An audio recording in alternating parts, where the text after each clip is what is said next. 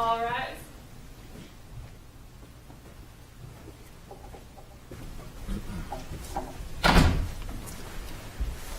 Good morning. You may be seated.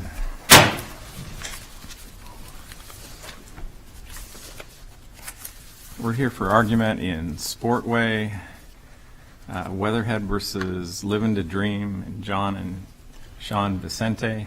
Our case number is CACV 130672. We appreciate your willingness to push this argument back. We understand the problem in arriving here for the argument this morning. These proceedings are being audio and video recorded, and we would ask you to identify yourself and your client at the start of your argument. Each side will have 20 minutes. Appellant's counsel is responsible for reserving whatever time you'd like for rebuttal. We have read the briefs and have conferenced this matter earlier this morning. And with that, we look forward to your argument.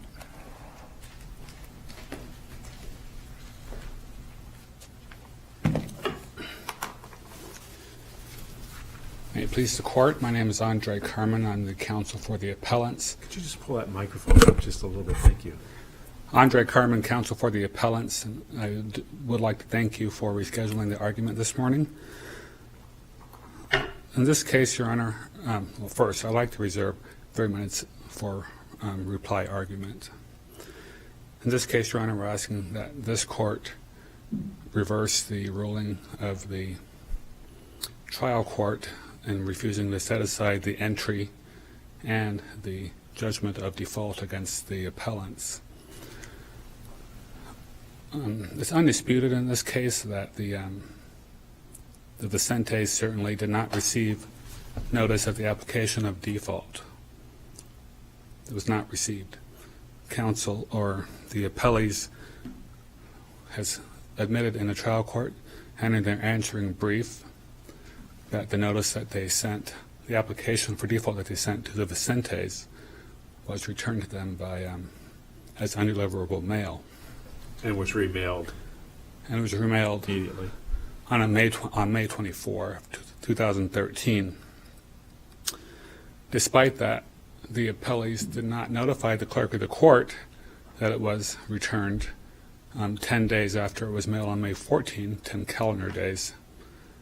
And so the clerk, not having any duty to, of course, to inquire, entered the default. Can I ask you just a factual question? Yes, sir. The Vicentes, were they the managing members of this limited liability company? That's not in the record, but they were among there were 3 members, actually 4 if you include Mrs. Vicente. Actually, I'm not sure she was a member. Anyway, there was 3 members, the Vicentes and 2 unrelated parties in this case. I believe by that time they may have been the managing members. The service of the complaint and the application for default were served on the statutory agent for the LLC and then transmitted to the Vicentes.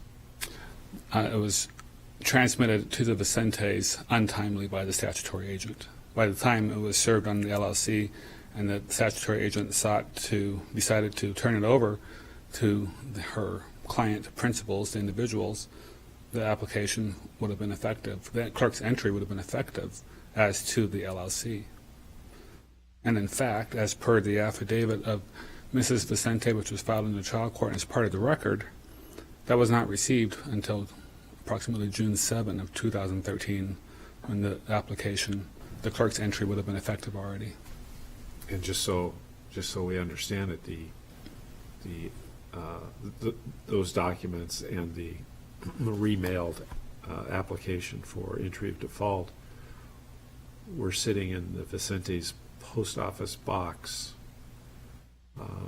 and we're waiting for them when they return from being out of town? That's correct. Mrs. Vicente checked the P.O. box regularly. She checked it the day before she left for her trip on May 28. So it was being mailed from Flagstaff to Prescott. He says he mailed it May 24. The appellee said they mailed it May 24. It was not received by May 28, and it should be noted that May 27 was a legal mailing holiday, Memorial Day. It was not received. When they returned from their trip, June 7, they received the application for default as to them individually. We then filed a motion to set aside the entry of default and judgment of default June 14, only 7 days after receipt, actual receipt. From the date that the appellee moved for default entry of default judgment, it's only 6 business days from the date that they remailed it. And so without notice, they didn't have the opportunity Rule 55 requires to afford due process to allow them to answer the complaint. It required more than just sending it to. What happened to all the time period from the date Mr. Vicente received the complaint at his place of business? Why was no action taken then? Oh, there could be various reasons for that, such as trying to afford counsel or trying to locate counsel to handle the matter. But the real inquiry here, Your Honor, is what happened after the notice was sent effectively. It's not about what happened when they were served with the complaint. You have to look at the rule says, look at what happened from the date that the application was mailed to them. And the plaintiff appellee's counsel had notice of the Vicente's P.O. box because they had just dealt with the Vicentes, and me as their bankruptcy counsel less than 60 days before filing the subject lawsuit in the Superior Court. But as I understand it, that the bankruptcy action had been concluded about 2 months earlier. Yes, Your Honor, less than 60 days earlier, 2 months earlier, yes. Is there anything in the law that requires a different party to presume that someone who's represented a party 2 months, 6 months earlier is going to be counsel in the new unrelated matter? I'm not sure what you mean by different party, Your Honor. Well, what is there that would indicate that the plaintiff in this case should have presumed that the same counsel would appear in Superior Court as opposed to bankruptcy court? Rule 55 simply requires that if the party is known to be represented by counsel, there's no talk about what the substantive matter is about. But how would they have known that the party was represented by counsel if the matter in which counsel represented them is concluded? Well, they don't correct, Your Honor, that there is no affirmative obligation. The rule is clear on that. No affirmative obligation to inquire. But if they're known to have been represented by counsel, it doesn't say in this matter, it just says generally. If they're known to be represented by counsel, which they knew I was representing them in a matter 2 months earlier. Represented by counsel or represented in the past? I mean, How would they know the status of the relationship? If the matter is concluded, typically the relationship ends. It may go on as sort of a retained counsel arrangement, or representation may end for some ethical reason, like a conflict. But an adverse party is under in no situation to understand which it is.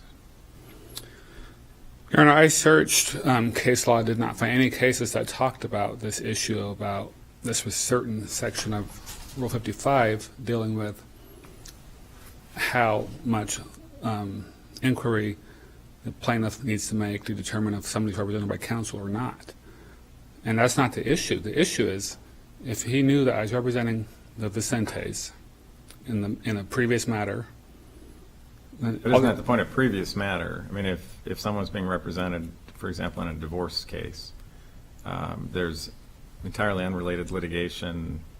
Is this party, even knowing that they had a divorce lawyer, are they required to provide notice to the divorce lawyer? I believe that the spirit of the rule requires that you err on the side of providing notice as opposed to less notice in this case, because the law as cases have said, including the Riches case, defaults are not favored. But there was no, just so we're clear here, in this record, there's no evidence that there was a continuing representation by you of these individuals at the time this application for default was submitted. That's correct. And there's also In fact, no, the evidence we see in the record is of your email or some communication with plaintiff's counsel saying, I've just been retained by them in this matter, as opposed to, as you know, I've been representing them all along. that is correct. In this matter, my email was very clear about that because I was continuing to represent the Vicentes after the bankruptcy was dismissed to deal with other creditors. They didn't have any notice, or they didn't provide me any notice until the June 6 or 7 that they had been served by the Weatherheads or the Sportway Weatherhead parties.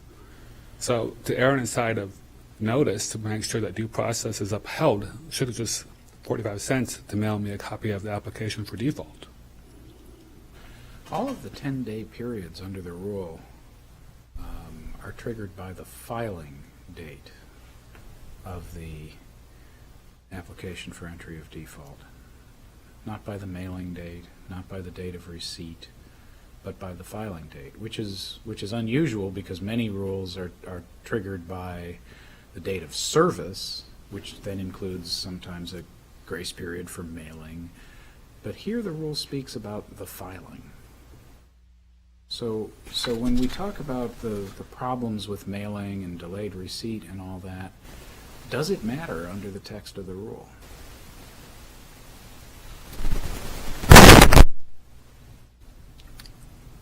Your Honor, you are correct that the rule does say from mailing. It says I'm sorry, filing. from filing. Yeah. The rule does say from filing.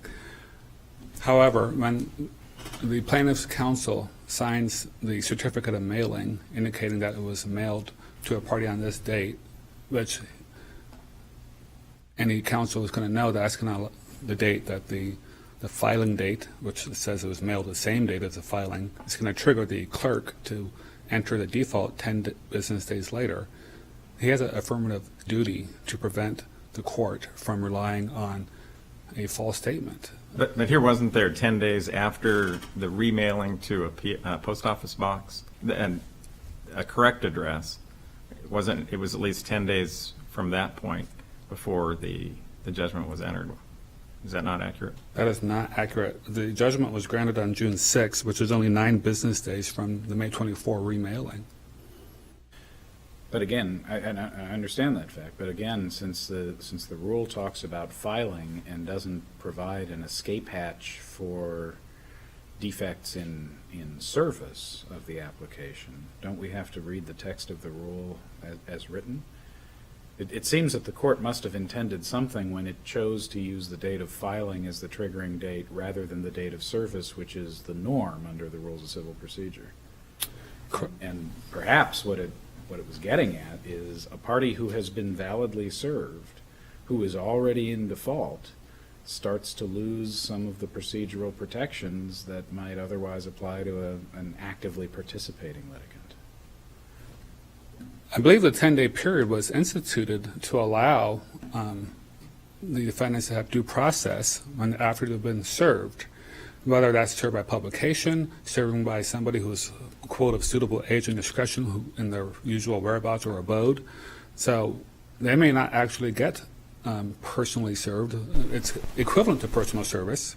Well, it's already Granted. much more generous than the corresponding federal rule, which contains no 10-day grace period. That's right? correct. You've got service, you've got default, and it's effective immediately. In Arizona, there is this grace period which allows parties who may miss a day or two to cure a default. But again, given that the Supreme Court wrote 10 days from the date of filing, wasn't the court essentially saying, you're already on notice of this lawsuit because you've been validly served? We're assuming that. If you weren't validly served, then any judgment would be void. But here, you've been validly served, so you know what the time periods are. The summons tells you the time periods. we're not going to engage in an after-the-fact analysis of whether someone got a notice when they clearly got personal service of the complaint. And we don't, a very good point. We don't have to, I'm sorry. No, go ahead. We don't have to engage in the after-the-fact analysis because we know that he did not receive the application for entry of default, and that issue was dealt with. But isn't due process, though, satisfied by virtue of the service of the complaint? That there's no dispute that your clients had the complaint and were aware that they were required to respond within a certain period of time. No dispute about that.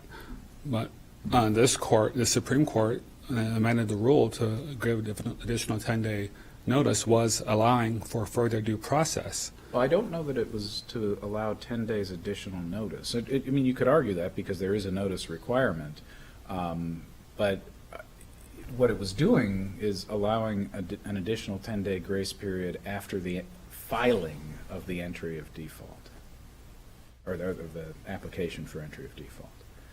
And I'm still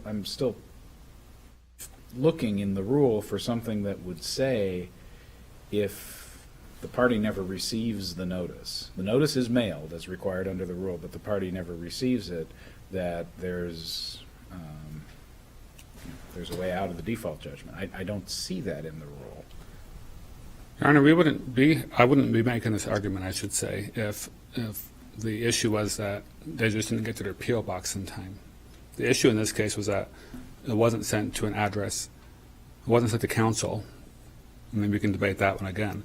It wasn't sent to counsel, and it wasn't sent to an address that was reasonably calculated to apprise them of the application for default. And that was the issue that was addressed in Ruiz versus Lopez. The plaintiff's attorney in that case just sent the application of default to apartment complex without an apartment number. The court in that case set aside the entry of default, claiming lack of notice, because the guy said he hoped, or luck would have it, that it would be sent to the defendants by either the postman or the apartment complex manager would know who the defendant was. But this case is a little bit different, and I understand your argument, but this is a little bit different because the application was remailed, and as you say, your clients had it, and the default was under 9 days as opposed to 10 days after they received it. Are you saying 9 days after it was remailed, or 9 days after? 9 days after it was remailed, the judgment was entered. He moved for default judgment, not the entry, judgment on June 3rd, and it was entered June 6th, which is on 9 days from the date he remailed it. So Ruiz said that if you don't send it to an appropriate address, the notice, then the judgment and the entry of default and the judgment thereon is void. And Rule 60C4 does not require a showing of a meritorious defense when you're claiming that a judgment is void, as the trial court judge did in this case. It's clear from the record. Same for under Rule 60C3.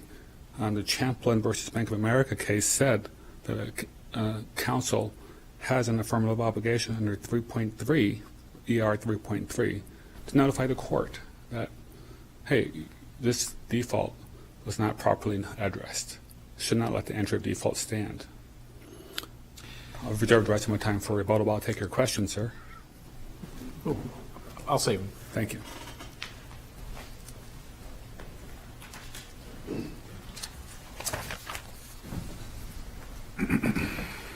May it please the court. My name is Jared Holland. I represent the appellees in this case. Just by way of getting a couple softballs out of the way for the court, I think it's important to deal with some of the matters that are easily taken care of. Number one, the default on Living the Dream, the LLC, the entity. There is no dispute that the statutory agent was served, that the 20 days for response was in fact given. On the 21st day, an application for entry of default was filed and mailed appropriately to the statutory agent. That default's a good default. Regardless of what we do today with regard to the Vincettis, the default to the LLC, default of the LLC was a good default. And what was the procedure used to secure judgment on the default? Was there a motion for judgment? There was a motion for a default judgment, that's correct, Your Honor. And that was filed when? That was filed on June 3rd. So we had more than adequate time to jump up and try and set aside the entry of default as to the LLC itself. And so all of those statutory, or excuse me, the procedural requirements dealing with the LLC were met, and there can be no argument about that. The issue that the appellants are seeking to kind of exploit, I guess, or argue before this court is that, well, the statutory agent didn't send it on to us. Therefore, we think you should not only set aside the default judgment as to the Vincettis, but also to the LLC. The case law is quite clear and cited in the briefs that the Supreme Court has indicated we look to whether or not it was given to the statutory agent, and the statutory agent's actions, not necessarily the principals. As far as our understanding, and I believe Judge Winthrop asked the question of the LLC, our understanding was that the Vincettis are the only principals of that LLC, that the other members of the LLC had been bought out, and that they were the only ones. In the affidavit of Janine Rainwater, the statutory agent, she indicates that the application for entry of default for both the LLC and for the Vincettis that she received were mailed to their post office box, the post office box that the appellants are claiming we should have sent it to begin with. So that is a softball. That one was a good default and should stay. With regard to the issue of whether or not notice should have been given to the attorneys, Mr. Carmen, as counsel, I believe the court has asked extensive questions on that, but also I noted that a statement was made during Mr. Carmen's argument that in response to, again, a question by Judge Winthrop, asking why didn't the Vincettis do anything since the date of the service of the complaint, and the response Mr. Carmen gave was perhaps they were trying to afford counsel or trying to retain counsel. That once again only indicates that there was a break. There was no indication from anybody that in fact Mr. Carmen did represent them in this matter. While there was a prior bankruptcy that he did represent them in, we had no indication whatsoever that he was going to represent them in this case. As a matter of fact, in prior litigation involving these two same parties, different counsel was used in the same court, in the Coconino County Superior Court. It was Dwayne Weston with McCarthy Weston out of Flagstaff was used. And so having just lost a case in the bankruptcy court, certainly changing counsel wasn't foreign to them. We assumed or had no other inclination or no other indication, that is, that Mr. Carmen would be representing them in the state court action. So again, the requirement of sending it to a known represented party, we certainly did not know that that was the case and weren't required to send a copy to Mr. Carmen. Now, moving on to the issue of whether or not there's a meritorious defense in this case, I think that's outlined rather nicely. Before you get there, with the 10-day, if the entry of judgment can be entered 10 days after the motion is filed, is there a requirement that notice be sent out the same day it's filed? Your Honor, notice does have to be given. I think the case of Ruiz v. Lopez does indicate that notice does need to be sent. And the best notice practicable. Anything that's, I shouldn't say anything, but the notice needs to be reasonably calculated to reach that individual. And that's both the language of the U.S. Supreme Court as well as the appellate courts here in this state. It needs to be reasonably calculated. So one of the things that we proffered to the court and certainly would hope that the courts would adopt is that we look to the knowledge and the actions of the plaintiff when attempting to comply with Rule 55 as opposed to the claims of the defendant that in fact they never received it. And so, and as a matter of fact, in the reply brief, the appellant agrees with that statement, actually restates it, quotes it, misstates it as a quote from a case. That was us hoping that the court would agree with that should be the standard, and it appears that the appellant is agreeing that that should be the standard, that we look to the knowledge and actions of the plaintiff. So in doing that, yes, in answer to your question, Your Honor, yes, there is a requirement that we send out notice. That notice needs to be the best notice practicable, and it needs to be reasonably calculated to reach them. Does that mean the notice has to be physically in their hands, or can it simply be like a constructive service, in other words, delivered to the proper mailbox, but it's not picked up for whatever reason. Your Honor, this very issue was discussed in the Ruiz v. Lopez case. I believe both parties have cited to it. And the discussion in that case was because the rule talks about the whereabouts of that individual, that the mailing address is good enough as long as it's a complete address. In that case, as appellant indicated, the application for entry of default was mailed to a large apartment complex but did not include the actual apartment number. The court said, no, that's not good enough. That's not really their whereabouts. It's kind of the general vicinity, but it certainly isn't their whereabouts. So in taking that a step further, we certainly need to get it as close as we can. Again, reasonably calculated to reach them. There's If you had not remailed the notice, would the initial mailing have been adequate? Your Honor, I believe so. And the reason why I say that is because there wasn't just a single mailing, but there was multiple mailings that went out in an attempt to apprise them of what was going on. The rule doesn't require that we go on ahead and mail a copy to the statutory agent or another party. Nonetheless, we did so. The affidavit of that statutory agent indicated that they went on ahead and forwarded that copy that they received on the 22nd. And now we're talking about the defendants in their individual capacity. Right. And so the application for entry of default against the defendants in their individual capacity was mailed out to two different places when it was initially mailed on May 14th. It was mailed first to the place where they were served at the place of business for Mr. Vincetti.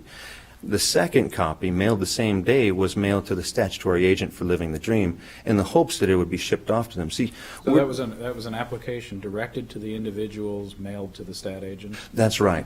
Assuming that, again, it would be forwarded on to them. And in fact, her affidavit, the stat agent, said that it was forwarded on to them on the 22nd of May, which would now give them 11 business days that they would have received the application from the stat agent. And there's certainly no indication one way or the other whether or not they received it from the stat agent. Let me ask you a purely legal question now. Certainly.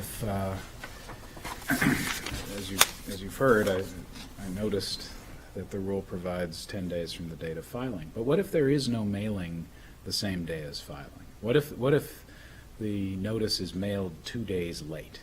Does 10 days from the date of filing really mean literally that, even if there's noncompliance with the mailing requirement? Your Honor, that very question has already been addressed by the court, and I did cite to it in my brief, but to be straight to the point, the answer is yes. That is a problem if they hold on to it. The facts of that case were this. An open extension was granted to not file an answer. The negotiations broke down.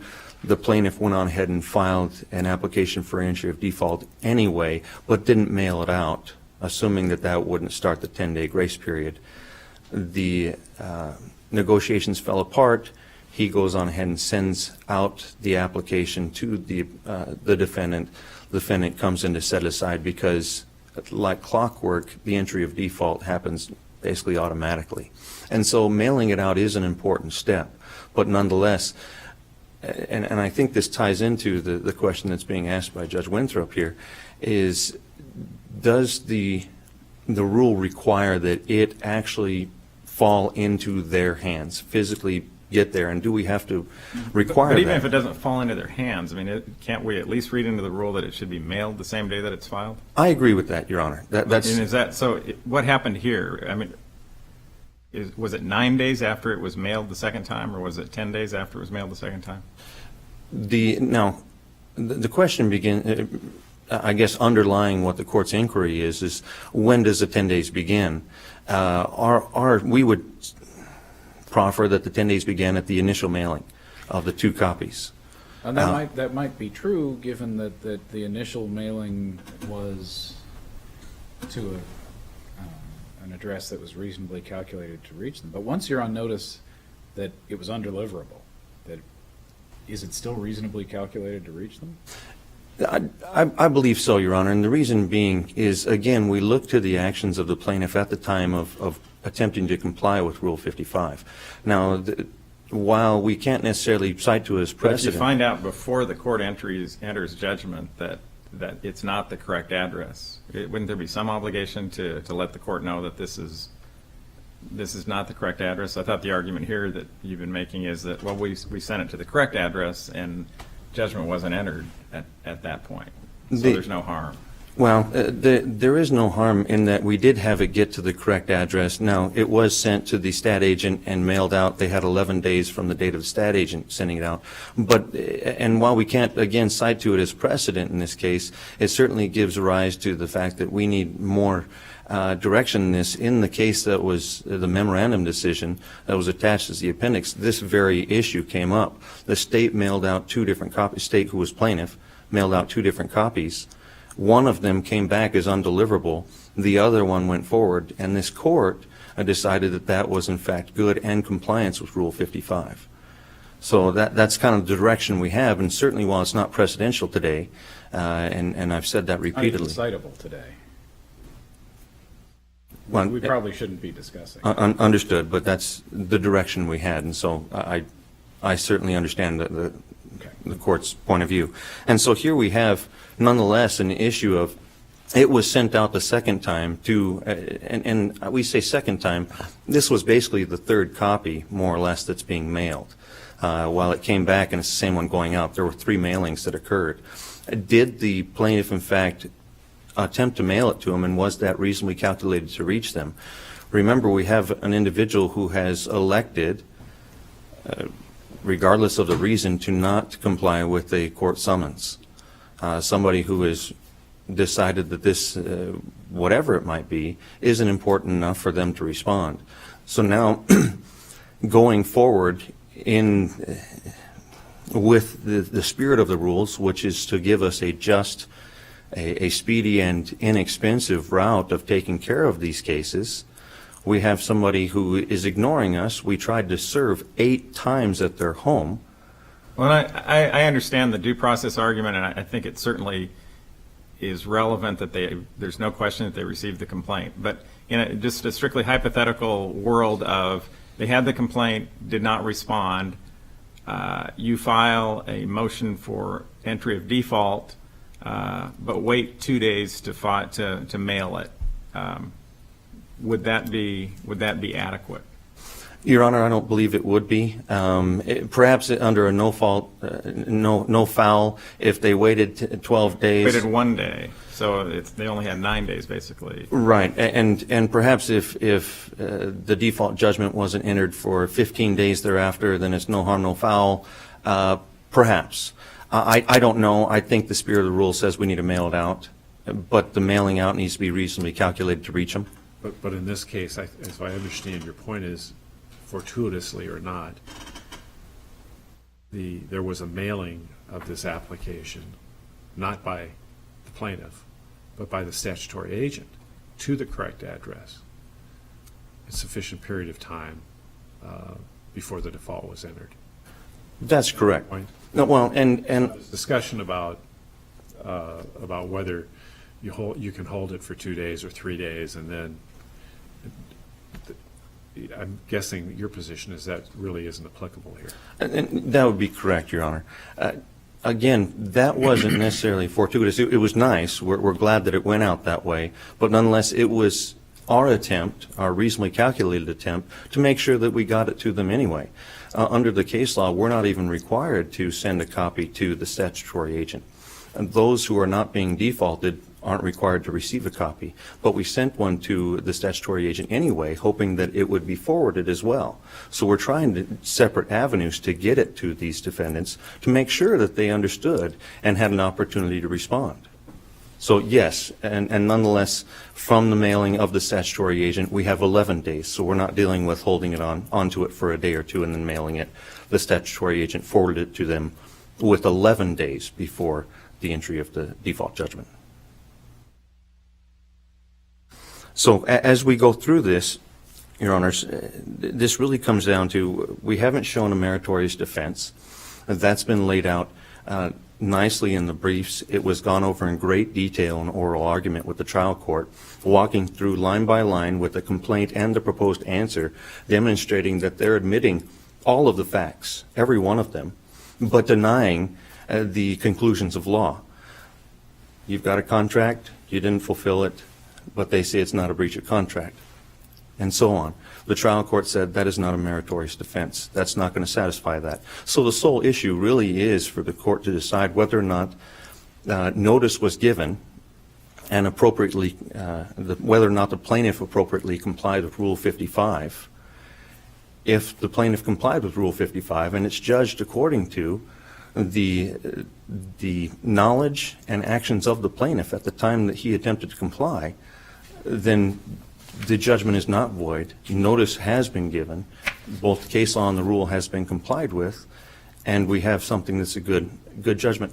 You know, the problem with what we're looking at from the appellants is this: they're trying to morph Rule 55 into Rule 4.2c, dealing with mailing out copies to parties who are out of state, more or less. When you send it out, you've got to, under Rule 4.2c, make sure that they received it and then avow back to the court that in fact they did receive it. And do that physical look, if you will, or ensuring that it physically was received. Those requirements are not set forth in Rule 55. They're there in 4.2, but not 55. Yes, Your Sure. Honor. You gave the date for the mailing to the stat agent, but I missed it.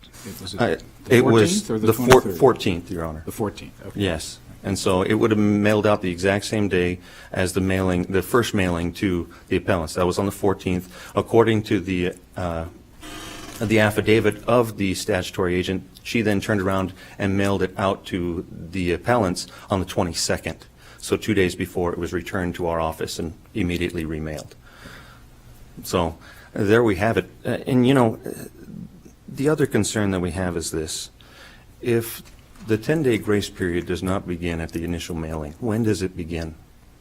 Under the standard that's proposed by the appellant, if it comes back, it doesn't begin, we've got to mail it out again. Well, what happens when that P.O. box is no good? I mean, we had to dig that out of somewhere else and try and dig through and find something, hoping that somehow it would get forwarded to them. Well, what happens when it comes back because they filed for bankruptcy and are trying to get rid of some expenses, such as a P.O. box, and having moved out of their house, or at least not there, 8 times we tried to find them.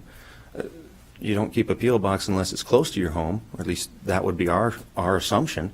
What happens when it comes back? Does the 10-day grace period still not begin? We send it out again. It shall be mailed under the rule, and it comes back. When does the 10-day grace period begin? And are we going to give plaintiffs the ability to summarily dispose of cases where the defendant is not, voluntarily not, showing up to defend? Now, this is a mechanism that's designed to enable plaintiffs to dispense with and summarily dispense with cases where the defendant has chosen and elected to completely ignore a summons from a court of the state. We certainly need to do it on the good faith efforts of the plaintiff, whether or not they sent the best available based on their knowledge notice to make sure that the defendants received notice of what was going on. That is what happened in this case. 2 separate copies were mailed out, both in the hope that they would get to the defendants. One of them did 11 days earlier, earlier than the entry of the default judgment. The other one came back, what was immediately turned around and mailed out, and got to them 9 days before, or it was mailed out 9 days before the entry of the default judgment. They had sufficient notice. The plaintiffs have done everything they can, and I certainly thank you for your time today.